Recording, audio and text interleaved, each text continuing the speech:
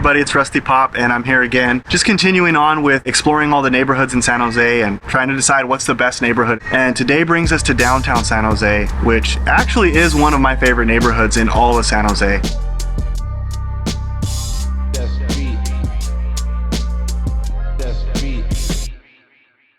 But I'm going to talk about it more generally, even though I do realize that there are micro markets within the bigger picture of central San Jose.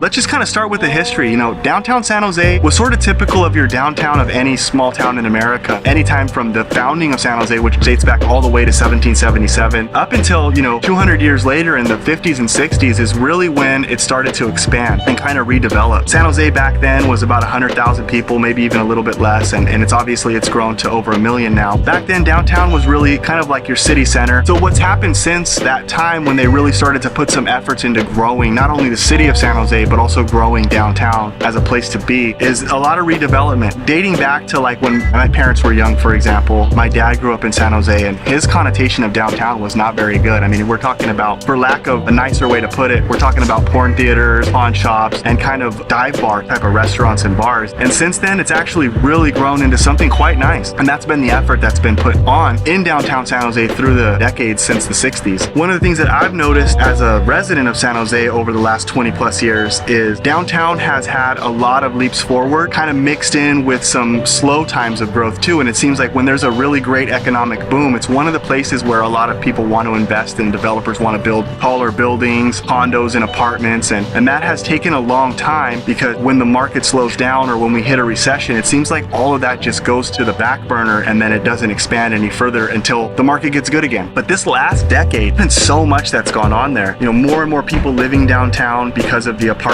and because of the condos and the high-rise buildings. The other things that have expanded as well is, San Jose State University, which was the founding CSU school, has actually grown in popularity. It's also started to earn the respect that it always deserved, which I think has been huge for downtown San Jose because it brings a lot of people there. There's also the convention center, which brings a lot of people there pre-COVID, and now as we move forward out of COVID, we're going to start seeing a lot more going on as a result of that. One of the things that I think is interesting about San Jose in general and downtown San Jose specifically is that as the sort of center, the capital of Silicon Valley, one of the knocks on our area is that there's no culture here. It's just tech business, people with lots of money, but no culture. And I think that downtown San Jose, if explored, can prove that wrong. There's opera houses, there's playhouses, there's art installations, there's art studios, a museum of art where there's literally premier world-class art that you can see in real life right here in San Jose. There's the Discovery Museum. Part of culture is food, and there's a lot of great restaurants. There's a lot of great bars, some of which are really highly rated and quite good. One of my favorite things about downtown San Jose that I think is unique to San Jose, and I could be wrong about this, but I don't know of another city where a major university and the city itself has actually come together to build a massive library. The Martin Luther King Library on the corner of San Fernando and Fort is a massive library. It's actually both used by the college as well as by the public, and I think that's a big undertaking that the city of San Jose did, and I think it's something that actually works out really, really well for the community and the school. Now, I used to live in downtown San Jose, and one of the reasons I wanted to live there was because it did have all of these cool things that I'm talking about, and one of the things I was waiting for was San Pedro Square to open up, and I moved literally the week it actually had its grand opening. I moved away from downtown San Jose, so I missed out on it, but San Pedro Square has everything you could want for restaurant, just relaxing. There's an outdoor area, there's bars, there's the history that I was talking about with the Adobe building. I mean, it's just an amazing place to bring the family for just a relaxing time to watch sports or just hang out and enjoy the sunlight.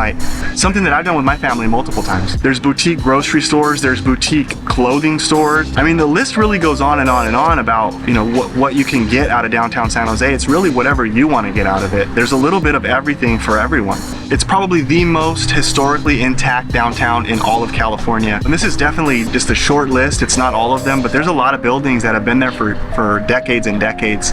The Trinity Episcopalian Church, there is St. Joseph's Cathedral, which is a beautiful cathedral and right in the middle of downtown San Jose. There's the De Anza Hotel, which is a historical landmark. So there's these things that downtown has that I think a lot of people don't know, especially if you spent your whole life here in San Jose, you wouldn't even recognize.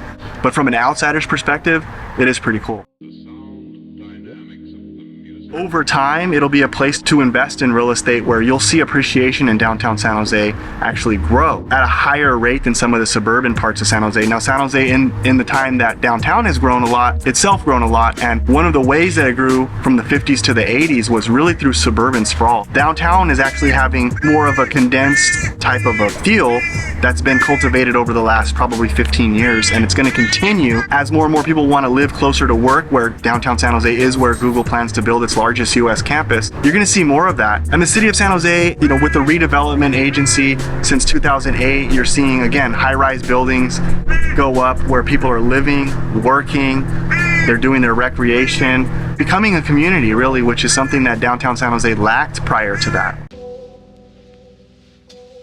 Now, I'd be lying if I said that everything is perfect and that there were no cons to downtown San Jose. One of the things that a bit of a con is that in comparison to other downtowns, you're not going to get the tall buildings. You know, there's the San Jose airport, beautifully is right down the street, but as a result, planes fly right over downtown San Jose, and as a result, buildings can only be so high. And I don't know what the exact number is, we could Google it, but it's probably 22 or 23 floors is allowed. So that hinders the skyline as far as it just being massive like some of the other big cities that have similar numbers in terms of population. One of the things that bugs me about any inner city, and San Jose is no exception, the lack of good grocery stores. I think that San Jose downtown could use more options as far as grocery shopping is concerned. Shopping in general, there's no mall-like area that a lot of other downtowns have. There's no Macy's or Nordstrom, really for clothes shopping other than kind of your boutiques, which are great, but we don't have the department type stores and the mall-like atmosphere in downtown San Jose. Another con would be that it can be congested, but that's what you're gonna get. Parking's gonna be tough in a downtown area, and actually for most downtowns, San Jose is doing pretty good with that. And then finally, as you'll see with any inner city, is that it's not always the cleanest place in town. Compared to other inner cities and other big downtown areas, they do a great job of trying to keep it as clean as they possibly can. You know, as always, these videos, we hope that you find them a little bit entertaining, a little bit educational, hopefully watchable, but we thank you for your time. And if you have any questions that are real estate related, whether it be here in the Bay Area, Silicon Valley, or if you're thinking about investing within the state or out of state, please give me a call. If I don't know about a specific area, I definitely have someone in my network that I can refer you to that will have the same level of expertise that I do. So give me a call.